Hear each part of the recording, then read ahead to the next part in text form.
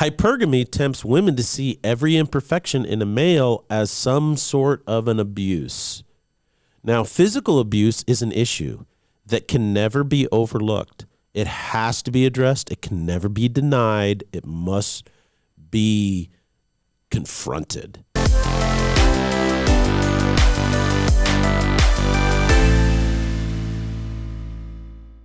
Ladies and gentlemen, welcome to the Salty Pastor Podcast, a podcast dedicated to helping you learn and grow in your faith. It's a journey that you must do on your own, but we can come alongside you. We can't do the work for you, but we can encourage you, we can challenge you, and we can sometimes tell some funny jokes that may or may not actually be funny.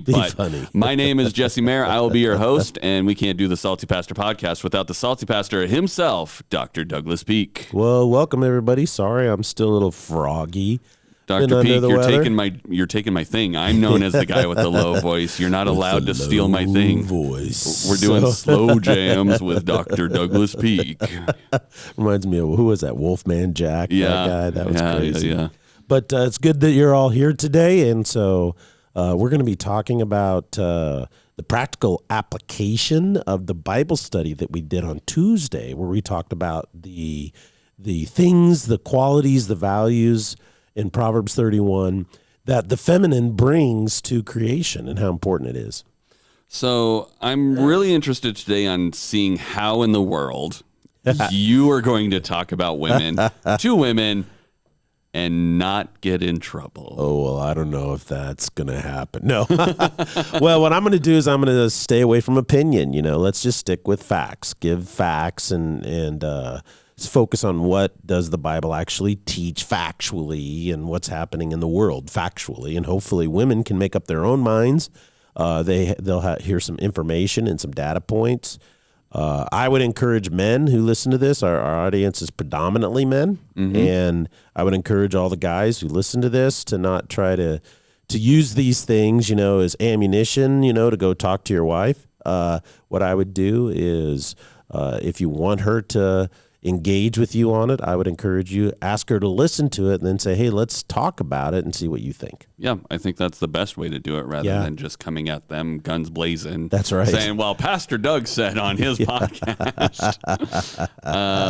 Okay, well, if we're going to engage in facts and not opinions, what is the number one thing women should be aware of in today's culture? Well, I think some of the factual things that we can assess right now, based on all the indicators that track human experience, and there's a broad base of literature in mental well-being, emotional well-being, intellectual well-being, advancement, and so forth.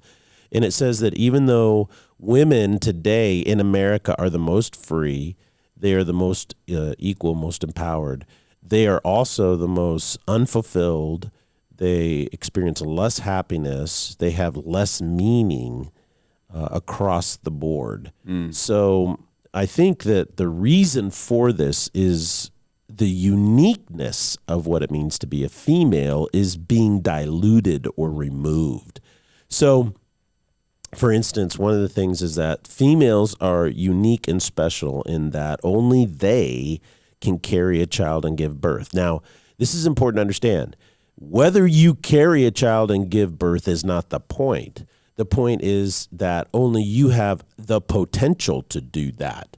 So physiologically, yes, which impacts your mental state, your emotional state, your intellectual state, is that you are physiologically designed to do that.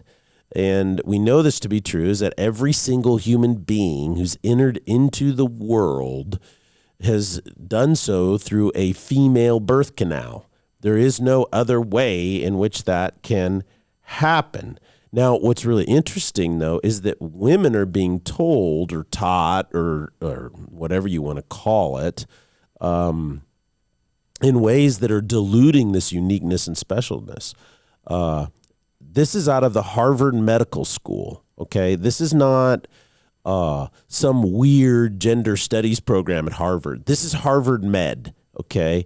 And they released a statement that says, that no longer refers to women as women. They are now birthing people. And the reason why is because under them, they want to look at the notion that there are males who can give birth as well. So they've changed it to birthing people. And so this is their postgraduate and continuing education department. It says globally, ethnic minority pregnant and birthing people suffer worse outcomes and experiences during and after pregnancy and childbirth. These inequities have been further highlighted by COVID-19, and listen to this panel discussion. So they did this big webinar about it. And so I think what this is this is just a sign, most people who are mildly rational would look at this kind of stuff and go, what in the world? But this is the leading educational institutes for the most important things in our society, like medical care. This isn't a fringe group doing this. This is Harvard Med that is propagating this notion that femaleness is not a unique quality. And this is critically important. Like, for instance, orthopedic surgeons are taught that the pelvic region for females and males are gender specific. Right. And so you have to understand that. And the way heart attacks present in women is different in females than males. And so that's really important. And so there's these types of movements now through these ideologies that are framing and manipulating scientific data for political reasons. And that's really frightening. And I think what that does is ultimately undermines this whole notion that women are uniquely special, and they bring something to the table that we need to recognize is uniquely special simply because they're females. So for what purpose would people pursue this line of thinking? I mean, like, what would cause them to do this? How in the world does it help females to undermine their uniqueness and those unique qualities of what it even means to be female? How, in what world does that make sense? Well, my postulate is it's all about feminism. This is if you look at generally historically what's happened, movements designed to expand the rights articulated in the founding documents of America to all Americans over the years have been hijacked by people who see the world through a Marxist ideology. So what do I mean by that? Well, first of all, women's suffrage. Okay, after World War II, women's suffrage, it was started in the churches and ultimately became known as feminism. Okay, so women's suffrage originally was, hey, we're not asking for anything special. We just want to have the right to vote, and that was the main thing. Women should have the right to vote, and to also enter into contracts and to own property. So that was a big deal for women's suffrage. So Congress, which was all the males at that time, voted that that to pass that law. So they did that. But today it has turned into second wave feminism, and then third wave feminism is what it is today. And the only goal of third wave feminism, and we'll read some quotes from feminists, has to do with equal outcomes, and all in the name of power. And so this is Marxist ideology, and that is in order to get what we want, we create social unrest, and then what we do is we can impose a new social structure. And of course, we've seen any time that Marxist ideology has been imposed, horrific things happen. Equal outcome is not a good thing at all. Equal opportunity is awesome, but equal outcomes is a horrible ideology. Now let's take the women's temperance movement, for instance. It became, the women's temperance movement was initially designed to try to let me start again. Now, let's take the women's temperance movement as an example. It started out as attempting to mitigate all of the excesses of alcohol on the lives of families. And it was also started in the church. And what is interesting about the temperance movement is that it ultimately culminated in prohibition, which we had prohibition for 10 years in America, a little bit over that.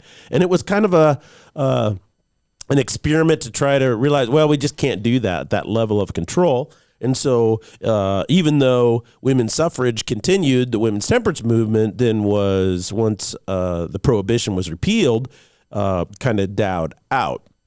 But what happened is this women's temperance movement about control continued. The ideology of, hey, women need to have more control, exercise more control over men in particular, because the thing that was injuring families was men were drinking, and because of alcoholism, it was destroying families. And so that's what the temperance movement was all about. Well, what happened is this, over time, the next 20, 30 years, then became the underpinnings of the women's sexual revolution in the 60s. And it's really interesting is that this has been propagated on women constantly through feminism. And there's an article here written by a gal called Feminism, The Bitter Truth About Feminism. And she writes about how she was a feminist. And she said, as a budding feminist, I bought into the mistaken notion that casual sex caused no harm to men, and thus it should be perfectly fine for women as well. So she was told in the 70s, early 70s, out of the sexual revolution movement, is that feminists believed that, well, casual sex caused no harm to men, and we want to be equal, so it will cause no harm to us as females.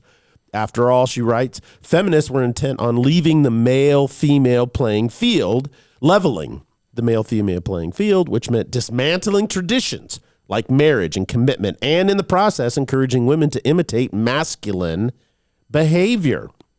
And here's where she gets really to the point. She goes, it was emotionally painful becoming intimate with men whom I hardly knew and trying to pretend I didn't expect a relationship or even another date. But I assured myself that my emotions would eventually change. Despite the fact that my female friends and I kept getting our hearts broken, we didn't arrive at the obvious conclusion, which was that feminism had it wrong. Women are created by God to connect sex with commitment and love. And since we know in the deepest recesses of our hearts that a baby is the obvious purpose of sexual intimacy, and since I was too naive to see through this lie, I concluded that I had to give the new experience more time and I would eventually achieve true liberation. So the reason why these things are being propagated, I believe, is because feminism is a particular ideology, third-wave feminism, that desires to use women for its own personal ideological goals, okay? And so the basis of the ideology is the foundation on which it is built is all about power. See, and so what they do is they use a Marxist ideology. All humans are placed in a hierarchy of power by class. Therefore, since it's a hierarchy of power based on class, you must destroy the other classes. And so the underpinning of this ideology, this Marxist approach to society, is all about hatred and power struggles and war. So here's some quotes from some modern day third wave feminists. This is from Robin Morgan, and she is the editor of Miss Magazine, which is one of the top read magazines by young adult females. And she says this: I feel that man-hating is an honorable and viable political act, that the oppressed have a right to class hatred against the class that is oppressing them. So you see this Marxist ideology prevalent right here. This is from Linda Gordon, a leading feminist. The nuclear family must be destroyed. Whatever its ultimate meaning, the breakup of families now is an objectively revolutionary process. Sheila Cronin, the leader of the feminist organization NOW, National Organization for Women, says this: since marriage constitutes slavery for women, it is clear that the women's movement must concentrate on attacking this institution. Freedom for women cannot be won without the abolition of marriage. Andrea Dworkin: marriage is an institution developed from rape as a practice. Sharon Stone, the actress: the more famous and powerful I get, the more power I have to hurt men. Sally Miller Gearhart, she wrote a book, In the Future, if there is one, will be female. The proportion of men must be reduced to and maintained at approximately 10% of the human race. So she's advocating the genocide of males simply because they are males. And so this is what the Bible talks about in 1 Corinthians, where it says, professing to be wise, they become fools. And, a little leaven will leaven the whole lump. As a female, I'd like you to consider that the reason you're not fulfilled, the reason you're not experiencing meaning and purpose in life, the reason that you are wondering if there's something more is because you may have allowed these ideologies to creep into your thinking. And so you believe some of it, and that's the problem. So you often say what you believe is one of the most important things about you, right? What you believe about yourself is one of the most important things about you.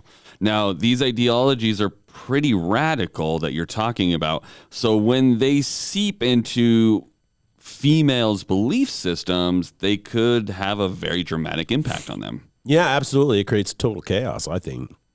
If you believe contradictory things, this is what creates a lack of meaning, a lack of fulfillment, loss of happiness, anxiety, and depression.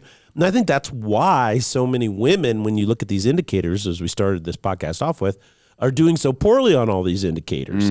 Is because this ideological thinking has seeped into their core value system. So, in other words, if in order to get you to pursue a certain path in life, feminists try to create a certain perception of reality, but the perception of reality is contradictory at its core, and I think this is what creates anxiety in the lives of women. On the one hand, feminism says women are victims of males. They're oppressed because they're in different classes, because they are uniquely female. Okay, so because you're female, you're automatically oppressed by males. On the other hand, they turn around and say, so in order for you to get out of this class structure and out of this oppression, you must act like a male in order to become equal. And so the end result is women pursue things that do not ultimately fulfill their internal thirst of the soul. You know, there was a study on why is there so few women who are full partners in law firms, on these massive law firms that, you know, the extremely powerful law firms out on the East Coast. So they went through and they kind of looked into this, and it's like, look, there are more females than males in law school. And it's been this way for a couple decades. Right. You know, more women are graduating from law school than men. Well, the premise was, the reason why is because the law schools have become empowering for women and all this kind of stuff. But there's this patriarchy out there in these law firms out there that are misogynistic and holding women back, and they need to break through this glass ceiling. It's all males oppressing them. And so they went in there and they looked at, and they found that the conclusion was astonishing, because what they did is they started charting the life course, the career course of these women. And this is what they found, is that women were graduating from law school like Yale and Harvard, Princeton, Columbia, Brown, all these places, around 25, 26 years of age, passing the bar, right? And then in order to become a partner, your partnership is dependent upon the amount of revenue that you generate. Okay, so you have to generate revenue based on the cases that you are a part of. And so this requires being a part of a lot of cases and having a heavy case load, which means there's a lot of work. And usually around 80 to 90 hours per week. And what they found is that most of these women, when they first get out, they love doing that. They love working 80 hours, 90 hours a week, and they do that for 5 or 6 years. But about around 30, what they do is they start to date and they fall in love. And they'll get married. And often what happens is they will continue to work heavy hours, not quite as heavy, because they want to have some time for their marriage. But there's a dramatic shift when they have their first child. And what happens is that what all these women realize is that they lose the desire to work 80 hours a week. When they get pregnant and have a child, their priorities change. And what makes them happy changes. What brings fulfillment in their life changes.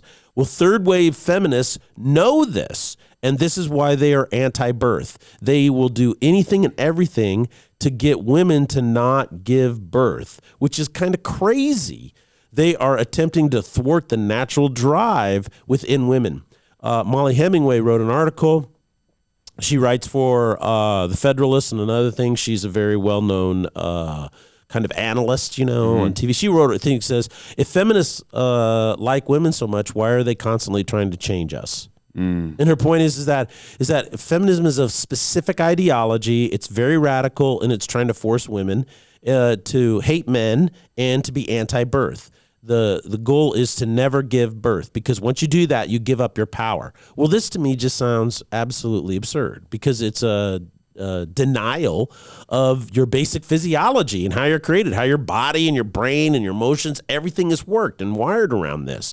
And so why do you think that you're going to be fulfilled and happy by denying who you are? It's the same thing for males. Males are bigger physically generally, and so a male has to do something physical. And it doesn't matter unless you have some kind of handicap or inability. You need to do something physical. Otherwise, you'll never understand how your masculinity works. You don't need to be great at it. You don't need to be, but you need to push yourself physically in some way, because you're wired for that. Mm-hmm. And so it's really important to understand all of this, is that feminism at its core, I think, is really trying to, third wave feminism, I want to be specific, is trying to redefine what it means to be female by separating the uniqueness of what a female can do, carry a child to term, from what it means to be female. And that's how you get to the point where you can say there are birthing persons. So why do you think there's such a concerted attempt to convince women that they should be something that they're not? Well, this is basic atheistic, secular, humanist ideology. The definition of a human being is not an innate quality. Human beings are malleable. You can mold them and shape them into anything you want. And so that's why they're doing it. It seems at its core, females need to make a choice on who to believe when it comes to being fulfilled as a human being, the world or God. Mm-hmm. What makes it hard for women to trust God and make these choices to allow him to define how they should meet their needs of their soul? Why is it so hard for women to trust God? Well, I think the issue is hypergamy. That's a word I totally know. But for those of us who may not know in the audience, you want to give me a... Well, the hypergamy is really something that's important to understand, and that is this. And let me build a little context for this, okay? Now, in today's world, what you generally see is this principle, and that is the reasons relationships today don't work is because of men. Now, this is propagated by this ideology of feminism that's creeped into women's thinking, and that is that the reason my marriage isn't working out, or the reason why I can't find the right guy, is because the problem is males. Mm. And by default, what you're saying is that, well, then that means women are relationally perfect. Okay? Well, today, 70% of divorces are not 70% of divorces are not instigated by men; they're instigated by women. Just 30 years ago, just one generation, it was 52% of men instigated divorce, and 48% of women did. And that is a massive statistical shift in a very short period of time. Absolutely, it's massive. And so, where does that come from? Why is that? Why is that happening? Well, in atheism, or in secular humanism, or in these Marxist feminist ideologies that have creeped into what women believe, they have this underlying thing that appeals to the human heart, right, across the board, and that is that, well, there's reasons it's not working out is because of him. It's his fault. Well, that can be true, but it can only be half true. Okay? A relationship goes two ways. Exactly. It can only be half true. And that is, the Bible teaches something different. It says that males and females are equally tainted by sin. So our natural drives are influenced or twisted, and this drives us to do wrong things. This is Paul's admonition in Romans 7. And he goes, I'm so frustrated, I do what I don't want to do, So the female drive that comes, we talked about this in Tuesday in the study of Proverbs 31, is that part of their drive is community-oriented. Females in general are more interested in people than in things. And so this means building a community. It means building a family.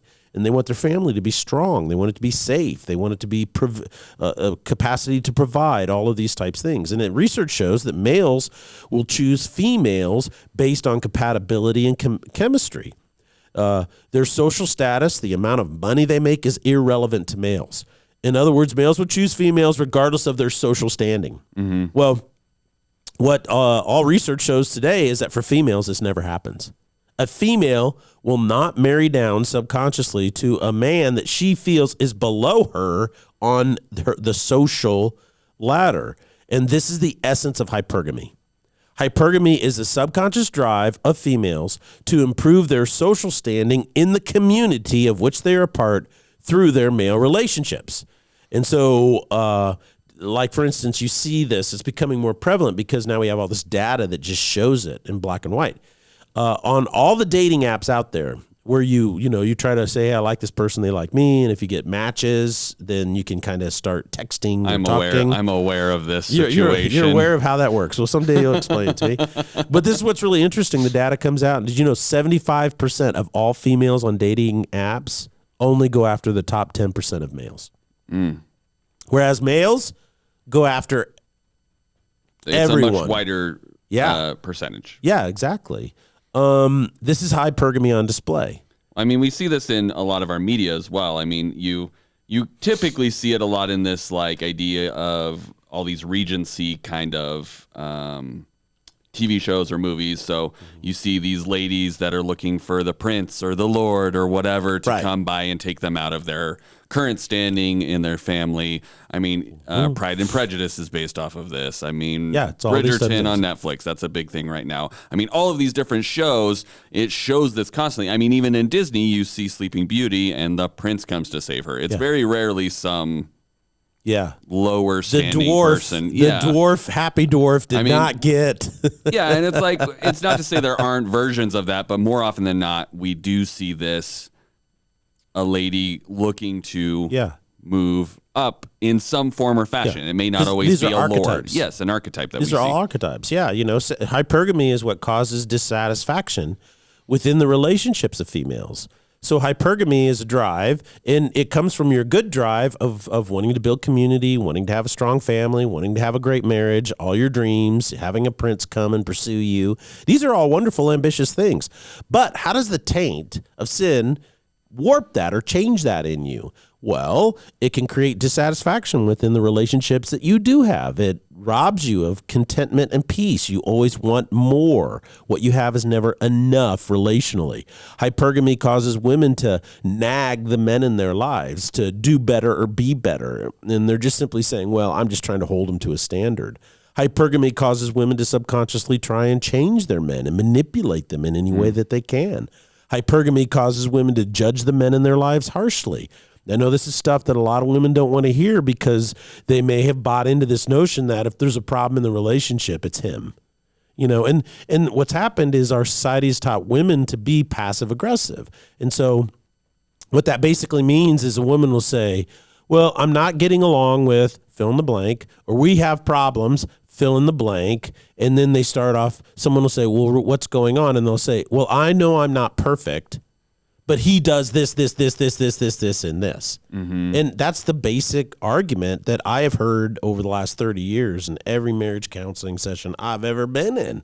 And so I'm not saying men don't do that too, but I'm just simply saying hypergamy causes women to approach it from the standpoint that this man is not fulfilling or at the social level that I need to feel safe, right? So hypergamy really brings judgment out against men. Now, there's a meme on the internet that pokes fun at this, and it's very, very popular. I see it oftentimes popping up on different things, YouTube or Facebook or TikTok or stuff like that. And a woman looks into the camera with tears in her eyes and proclaims, my husband just told me he doesn't love me anymore. And in the background, you hear a guy yell, that's not what I said. And then she'll say, what did you say? He said, I said I won't buy you a Range Rover. And she goes, same thing. So what is, it's a joke. It's funny, but why is it funny? Because there's always got to be an element of what to make a joke. A little bit of truth in there. Yeah. And it causes you, hypergamy will always cause you to focus on what is not perfect rather than what is good in your relationship. Hypergamy feels the sense that you're being taken advantage of. You're not valued. You're being taken for granted, which is hard for a woman because she wants to be valued and affirmed. Hypergamy tempts women to see every imperfection in a male as some sort of an abuse. Now, physical abuse is an issue that can never be overlooked. It has to be addressed. It can never be denied. It must be confronted.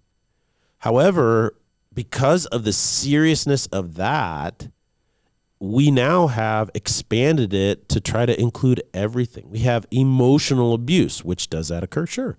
We have verbal abuse. Does that occur? Sure. Psychological abuse and even more. And what's interesting is that none of this type of abuse can ever be propagated on a male. It's always males propagating this on females, you know? And so why this is important distinction is because these types of things in this regard are really detrimental. Because if you begin to look at all behavior as some form of abuse, and you can categorize any and all behavior, and let me go back to the meme joke, and that is, well, it's abusive that he won't let me buy a Range Rover. Then what happens is that these things get super broad, and it absolves you of any responsibility for why you're unhappy in your marriage. Okay? And so why do we want to bring that up? Because the goal of Christianity, the goal of knowing God is that if you want to be happy and fulfilled, if you want to feel like there's something, you feel like there's something missing in your life and you want it to be fulfilled, if there's something missing in your marriage and we want to be more fulfilled, if you want your relationship with your boyfriend to be healthy and vibrant, then you need to focus on your own hypergamy and as much as possible to see how it influences the way you approach and interact with your husband or your boyfriend. You have to see your own hypergamy. If you don't see it, then what's going to happen is you're going to fall into a blame victim response. And that ends up making you feel good about your anger, but it doesn't ever let you feel good about you. And so that's why hypergamy is a big issue. And so this is what feminism has done, is it has robbed women of self-awareness. It has robbed women of individual personal growth. It has robbed women of the capacity to walk in the fullness of their own strength and their own individual maturity and wisdom. It's robbed them of that because it tells women, if you don't get what you want, it's because there's some male standing in your way. And that's not the case. In many ways, the reason why females struggle for fulfillment and complete meaning and happiness is not that there's obstacles, because males and females have obstacles. We always do. It's how do you overcome those obstacles? And Jesus says, at its core, I desire you to have a full life. Some translations use the word abundance. God is not interested in cheating females, holding females back. He is interested in females discovering their true and authentic self. And so it's until you discover that, then you will never be able to find true fulfillment, meaning, and happiness and joy in life. Well, I think you walked the line very well today, Pastor Doug. And I appreciate you sharing, because I think ultimately what you've said is that the goal of letting Jesus define who you are as a female is that he has a path to authentic fulfillment in life. Yes. As opposed to every other outlook which has some narrative or some agenda that's trying to use you to fulfill that. Yeah. God is more interested in you fulfilling what you are meant to be, your authentic self. So we can't find out who we are and how we're supposed to live in joy apart from him. There's no way to do it. Amen. There's always going to be a gap. So we appreciate you guys joining us. And I hope that this conversation is something, like Pastor Doug said, that you guys can go out and have conversations, whether it's with other men, females, wives, husbands, all of those. I encourage you to have the conversation, because defining what you do and don't believe and how you see the world is so important in making sure your relationships are strong and healthy. Otherwise, you're just going to constantly be fighting a fight that you don't understand why you guys can't agree on. So I encourage you guys to have these conversations, listen to this podcast again, get some more information out of it, and then have a discussion. So thank you guys so much for joining us. I'm excited to hear what you have to say on Sunday, Pastor Doug. We're hoping that your deep, sultry tones are maybe a little less deep by then, but I'm sure you will knock it out of the park either way. So thank you guys so much for joining us, and we'll see you on Sunday here at Foothills Christian Church. Blessings. Bye.